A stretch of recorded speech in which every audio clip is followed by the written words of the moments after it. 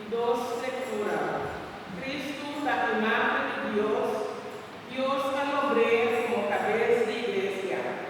Lectura por carta de San Pablo, la cristiana de Colosa.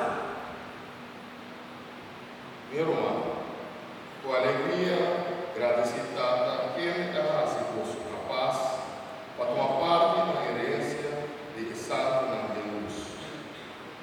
Ela resgatar-nos por o poder de sua vida e a trasladar-nos para o reino de sua justima, em quem nos redenção e perdão de nos pecar.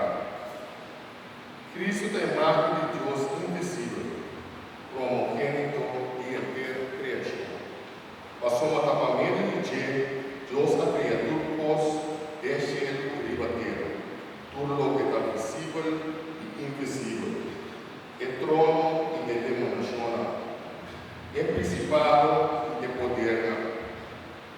Deus a criatura para meio de Deus, e tudo está existir dentro de Deus. Estava a existir por meio de tudo, e para meio de Deus, tudo está quedando na água. Esta cabeça é culpa da igreja, esta origem de tudo. É um problema dentro de tudo, é a ressuscitar do mundo. Assim, esta é um problema dentro de tudo. Deus a decidir tudo perfeição da presente dentro do Senhor, e punir e para meio de Deus.